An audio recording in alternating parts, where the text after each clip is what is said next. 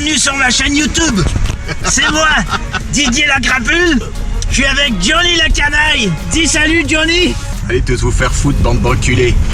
Ce soir, c'est soir de boom. On fait une sortie complètement disjonctée. On s'en va mater les meufs, danser comme des diables, et puis on s'en va écouter du rock'n'roll. On va kiffer rare, hein? Ça va voir les Smashing Pumpkins au Canada, à Montréal. Allez, mets les gaz, Johnny.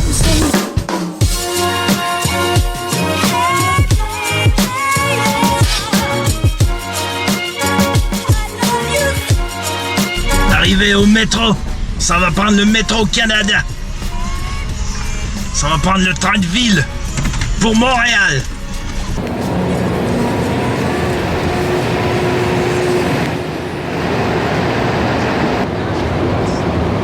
Les billets pour aller voir du rock'n'roll. Chie dans mon froc.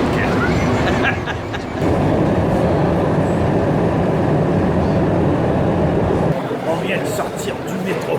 On est rendu sur l'île. Putain, sacré Montréal. Nous sommes dans l'underground de Montréal. La vie souterraine. Quand il fait moins 40, les Montréalais se cachent ici.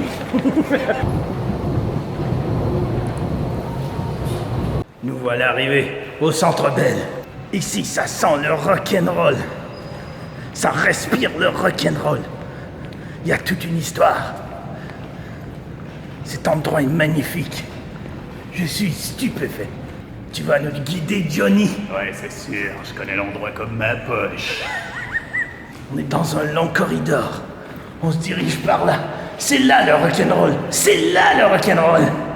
C'est ici qu'ils ont fabriqué le Falcon Millennium. C'est verrouillé. On peut pas rentrer, Johnny. Qu'est-ce qu'on fait, Johnny? Nous sommes dans la merde. Le mec qui passe le taille bordure. Johnny se prend une cervoise. Johnny, c'est une brute. Ça va être canon. Ça va être une soirée nucléaire. Johnny, c'est une brute. Il s'est pris de la pizza. On voit que c'est un connaisseur. Nous sommes officiellement rentrés dans le temple du rock'n'roll.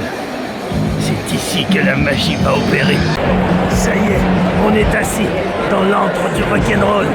Maintenant que la musique commence, la déchire.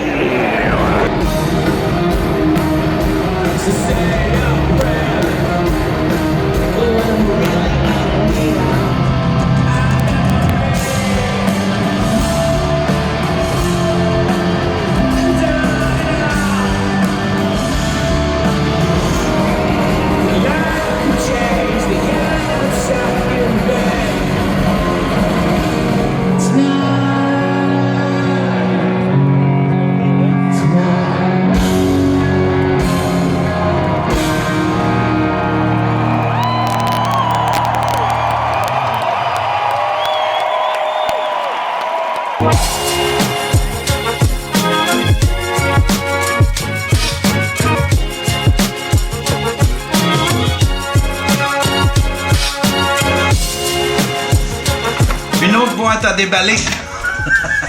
C'est mon ami David Paquette. C'est un YouTuber. Sa chaîne, c'est DSLR avec Dave. Allez voir ça. C'est mon ami. Il fait beaucoup de product review, des trucs de vlogging, genre des micros, des appareils photo, plein d'accessoires. C'est un gars qui trippe sur les DSLR. C'est un gars qui a un beau vlog. Il est bien fun aussi. Il fait des trucs spéciaux. Il mange des marshmallows. Il se met plein de marshmallows dans la bouche, puis il essaye de parler. C'était bien comique. Il m'a envoyé une boîte, puis il a dit tu devrais aimer ça, t'en feras une review. Fait que j'ai bien hâte de découvrir c'est quoi. Merci mon cher Dave, je te remercie beaucoup. Allez voir sa chaîne, le lien est en bas, dans la description. Il a mis ça dans une boîte d'Amazon en plus, c'est cool. Tout le temps, il y a quelque chose de satisfaisant de faire un déballage de boîte Amazon. Ah, il y a même de l'air. Il y a même des petites pochettes d'air, comme Amazon. C'est Amazon Dave. Ah! Wow! What?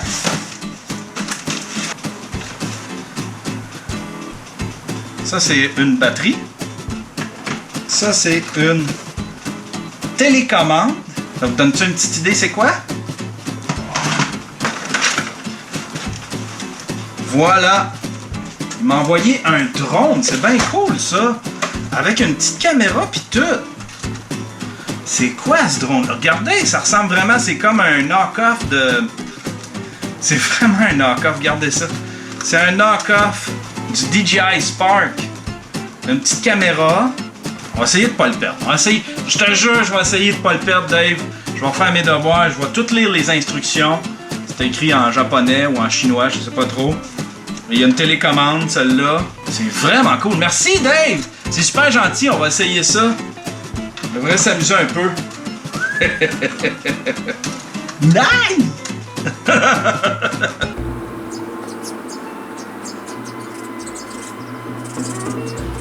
Suggestion Tubi TV. Cette semaine, je vous fais encore une suggestion Tubi TV. Pour ceux qui n'ont pas suivi, Tubi TV, c'est une plateforme dont j'ai parlé la semaine dernière. C'est une plateforme gratuite. C'est une espèce de Netflix un peu plus cheap. C'est comme le Dollarama des Netflix, disons. Il y a plein de contenus, des vieux films, des films de série B, des films cheap. Il y en a de très bons aussi. Il y a plein de documentaires. C'est vraiment une belle plateforme si vous ne voulez pas payer pour du Netflix.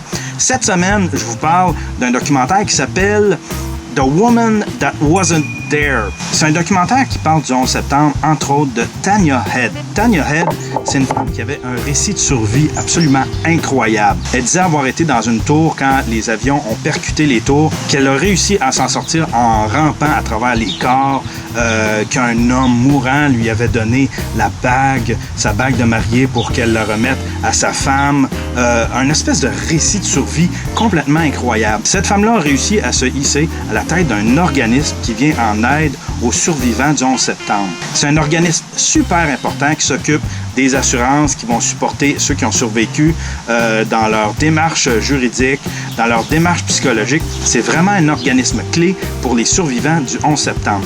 Eh bien, cette femme-là a réussi en très peu de temps à se hisser à la tête de cet organisme-là. Le seul problème, c'est, vous l'aurez deviné par le titre, elle n'était pas là. Le 11 septembre, elle n'était pas dans les tours. Son récit, c'est tout du gros mensonge. En fait, elle était à Barcelone. La femme, c'est une Espagnole qui est arrivée aux États-Unis en 2003. C'est un documentaire vraiment super bien fait. C'est illustré avec des espèces de peintures, des animations. Il y a plein d'entrevues avec des gens qui ont travaillé avec cette femme-là, qui l'ont côtoyée. Il y a des entrevues avec des membres de sa famille. C'est une grosse menteuse.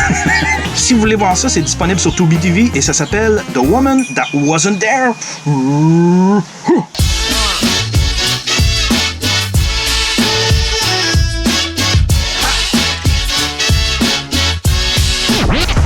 On est jeudi. Même ma grenouille s'en va déjeuner. Puis, c'est qui conduit? Moi. La fille, elle a commencé à conduire. Elle a son permis temporaire. Fait que là, à chaque fois qu'on se déplace, elle veut conduire. Moi, il faut que je me laisse conduire. C'est stressant un peu. Quand t'es un papa, je vais te diriger.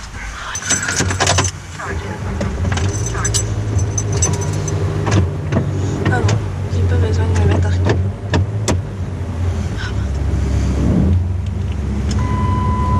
T'es pas attaché. T'es-tu attaché? Oui.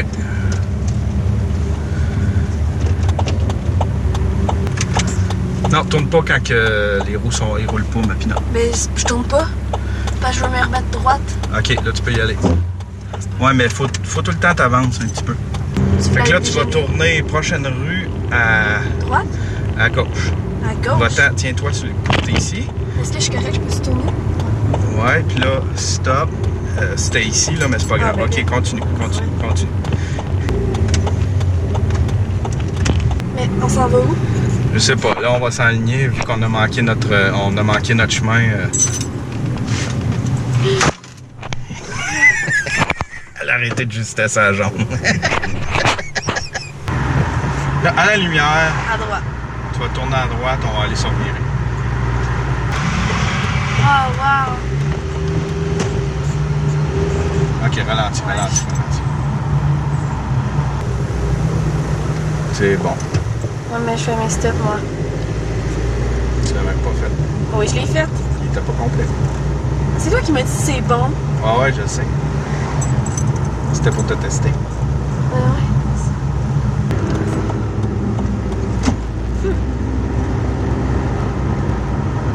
très bonne, ma grenouille. Là, tu vas te tourner à gauche. Je vais tourner en même temps que là. Ouais. T'es un petit peu trop à droite. Je vais aussi aller. Ouais, mais t'as pas mis ton clignotant. Oups. Mais... Attention, attention, attention, bébé. Ralentis quand tu tournes. Ben, j'ai levé ça, je pense. Qu'est-ce qu'il y a? Reviens, continue. Continue. C'est Laisse-la moi? aller. C'est moi? Reste là parce qu'il y en a un qui va te dépasser. Très bon, ma pinotte. Là, tu le suis un peu de proche. Attention. Ralentis. Exact. Ici? Ouais, exact. Tu peux te stationner là. Ben là, ouais, là t'es rendu trop loin pour te stationner. Oui. Non, c'est correct. Ok, là, faut que je cherche la distance. Tourne, tourne, tourne, tu vas rentrer dans le truck. Ok. On est arrivé. C'est stressant, tabarnak.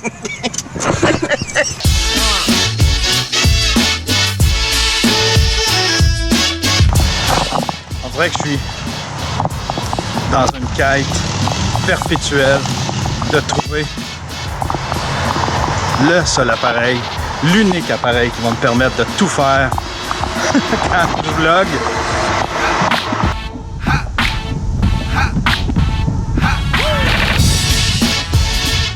Voilà. La GoPro Hero 5. Je ferai pas un review parce que il y a des critiques, il y a des tests, il y a des analyses. Tout le monde en a parlé sur Internet.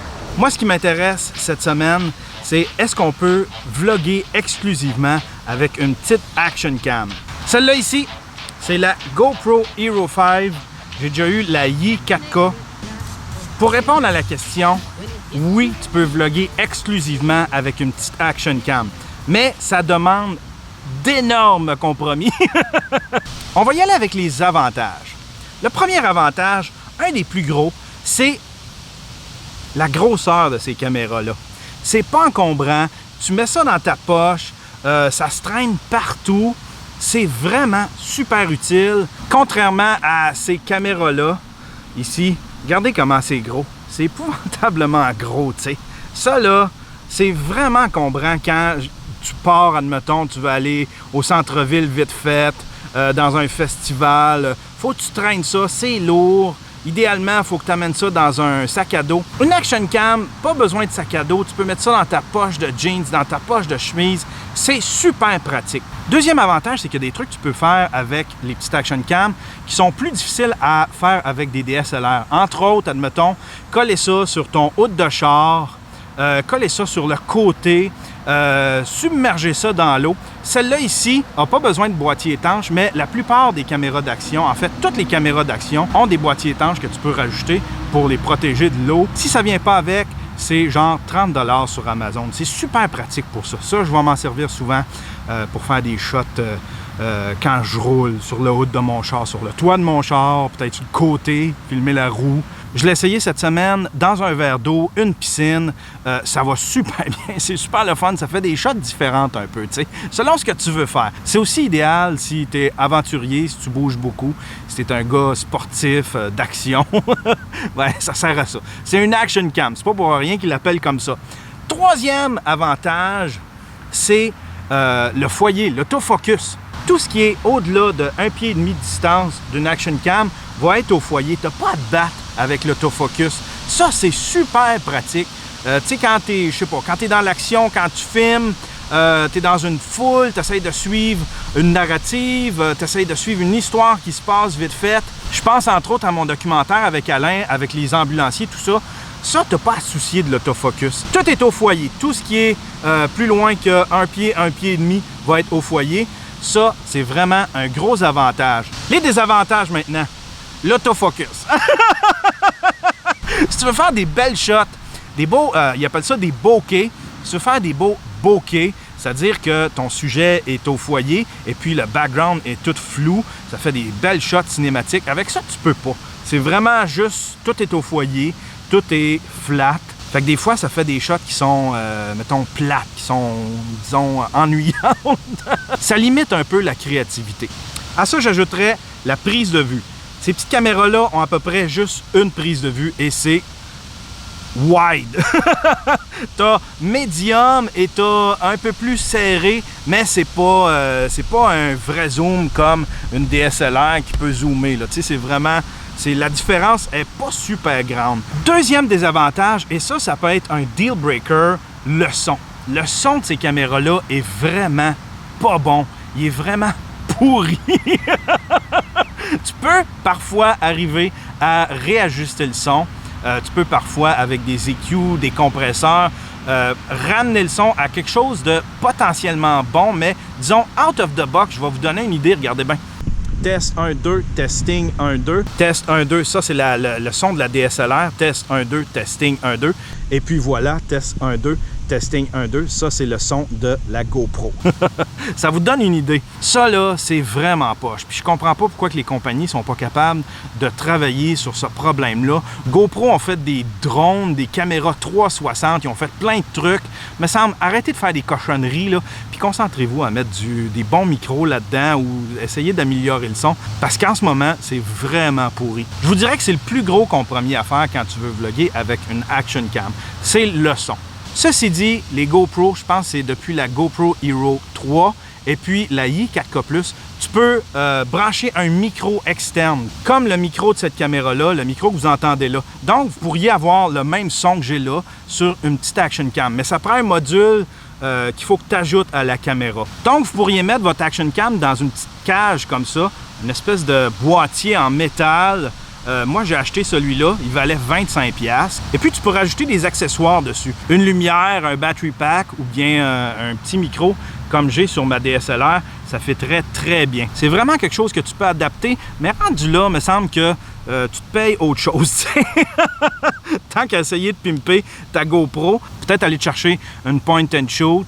Je sais que la Canon G7X Mark II est très prisée par les vlogueurs, mais je sais pas. Je suis obsédé. On dirait que je voudrais absolument pouvoir vlogger avec une GoPro, avec une petite action cam. Je sais pas. C'est petit, on dirait que je trouve ça cute. C'est comme une mini caméra. C'est fou pareil. Ça filme en 4K. Ça filme en 4K ces petits appareils-là. 4K. Malade. Ben, c'était ça ma chronique. C'était ça cette semaine. Je sais pas pourquoi, on dirait que je l'avais sur le cœur, je voulais vous en parler. Est-ce que c'est possible de vlogger avec une petite action cam? Oui, c'est possible, mais ça demande de très gros compromis. Bon! C'est assez pour aujourd'hui, c'est assez pour cette semaine. Un petit vlog cheap. Ça fait du bien, par exemple, de sortir un peu. La semaine prochaine, j'ai pensé à un sujet. Je vous en parle-tu là? Non. Non, je vous garde le secret. On verra si ça fonctionne. Je veux pas faire de promesses que je suis pas capable de tenir. Allez, c'est bon pour cette semaine, c'est tout. On essaiera de faire mieux la semaine prochaine.